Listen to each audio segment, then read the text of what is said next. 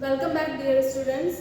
Pharmaceutical engineering theory lecture series में आज next topic है जो कि स्टीम डिस्टिलेशन है। फर्स्टली हम ये डिस्कस करते हैं कि स्टीम डिस्टिलेशन किस लिए यूज़ किया जाता है।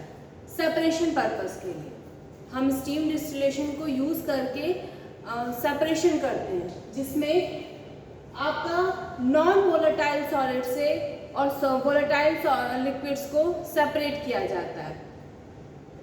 स्टीम डिस्टिलेशन का एक और एडवांटेज है कि हम स्टीम डिस्टिलेशन को यूज़ करते हैं तो बेसिकली जो भी लिक्विड है अपने बॉइलिंग पॉइंट से पहले ही वो वेपर में कन्वर्ट होकर के कंडेंस्ड हो जाता है। तो फर्स्टली अगर हम स्टीम डिस्टिलेशन के प्रिंसिपल की बात करें तो स्टीम डिस्टिलेशन का प्रिंसिपल क्या है कि एक्सट्रैक्शन ऑफ एसेंशियल ऑयल्स। हम इसमें एसेंशियल ऑयल्स का एक्सट्रैक्शन करते हैं, volatile compounds, non volatile solids इनके साथ, ठीक। और जो मिक्सचर है, मिक्सचर आपका बिलो 100 डिग्री सेल्सियस के पहले ही वो वेपर में कन्वर्ट हो जाता है। अगर स्टीम डिस्टिलेशन के कंस्ट्रक्शन की हम बात करते हैं तो आपका एक स्टीम जनरेटर होता है, हीट सोर्स होता है, डिस्टिलेशन फ्लास्क होता है, कंडेंसर होता है, स्टैंड होता है, रिसीवर होता है और सेपरेटिंग फनल होता है, ठीक। ये इसका कंस्ट्रक्शन है जिसमें आपको ये दिख रहा है, ये स्टीम जनरेटर है। ये वो पर्टिकुलर ऑपरेटर्स है जहाँ पे हम वाटर को फिल करते हैं और नीचे से हीट प्रोवाइड करते हैं और स्टीम जनरेट होती है। स्टीम जनरेट होगी, हम इसको बॉयलर भी कह सकते हैं। सिंपली इसमें वाटर फिल होता है और वो हीटअप होकर के स्टीम जनरेट करता है। फर्दर ये जो इस स्टीम टैंक में स्टीम बन रही है वो स्टीम फर्दर डिस्टिलेशन फ्लास्क में आकर के कलेक्ट होती है, और इसमें वो लिक्विड जो नॉन वोलेटाइल सॉलिड्स हैं या नॉन वोलेटाइल लिक्विड्स हैं उनके साथ कांटेक्ट में आएगी, उनको हीट करेगी। साइमल्टेनियसली इसमें जो लिक्विड प्रेजेंट है, चाहे वो वोलेटाइल और नॉन वोलेटाइल लिक्विड का मिक्सचर हो, वो हीट हो रहा होगा। तो हीटिंग इसको यहाँ से भी मिलेगी और स्टीम के फॉर्म में भी हीटिंग मिलेगी। उसकी वजह से इसमें प्रेजेंट लिक्विड आपका उसके बॉइलिंग पॉइंट से पहले ही वेपर में कन्वर्ट हो जाएगा। हीट होने की वजह से फर्दर ये लिक्विड आपका वेपर में कन्वर्ट होगा। वेपर में कन्वर्ट होने के साथ फर्दर कंडेंसर के कांटेक्ट में आएगा।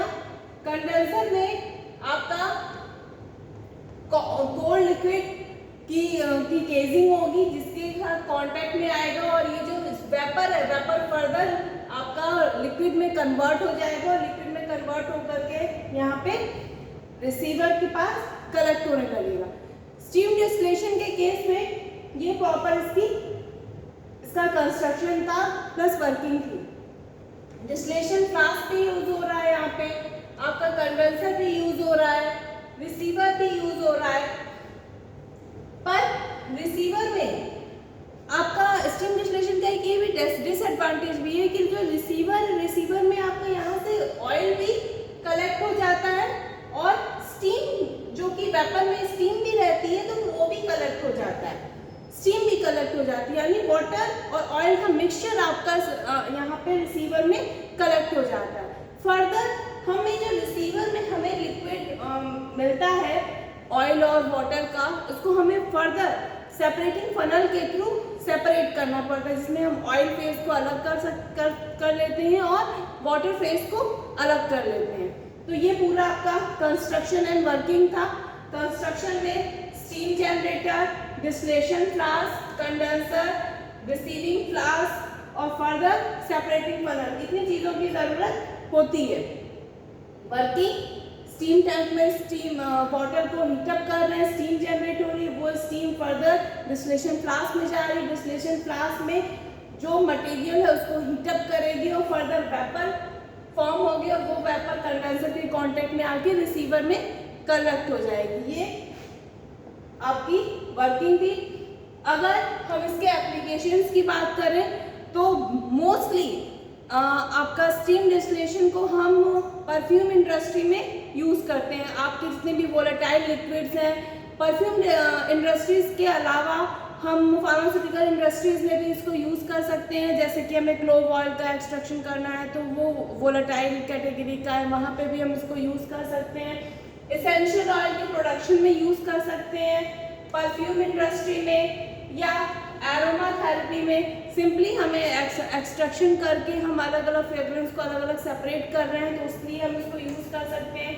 फ्लेवर्स को, अलग अलग फूड फ्लेवर्स को हमें अगर सेपरेट करना हो उस जगह पे, जैसे सिट्रस ऑयल है, हमें उसको सेपरेट करना है तो हम उसको यूज़ कर सकते हैं। स्टीम डिस्टिलेशन को रोज़ ऑयल, रोज़ वाटर, उसकी जगह पे भी हम इसको यूज़ कर सकते हैं। डिसएडवांटेज क्या है?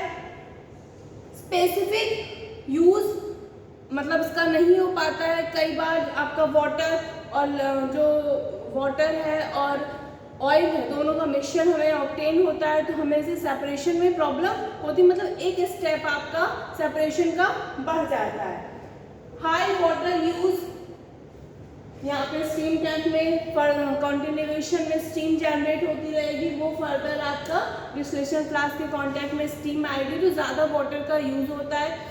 हाई एनर्जी कंजप्शन, एनर्जी भी आपकी ज़्यादा लगती है क्योंकि फर्दर आपको दोनों आपको स्टीम टैंक को और डिस्टिलेशन फ्लास्क दोनों को ही साइमल्टेनियसली आपको हीटअप करना पड़ता है। और सबसे मेजर डिसएडवांटेज तो स्टीम डिस्टिलेशन का यही है कि हमें एकदम प्योर फॉर्म में ऑयल ऑब्टेन नहीं होता, हमें जो ऑब्टेन होता है ऑयल और वाटर का मिक्सचर ऑब्टेन होता है जिसको हम फर्दर सेपरेटिंग फनल को यूज़ करके हमें फर्दर सेपरेट करना पड़ता है।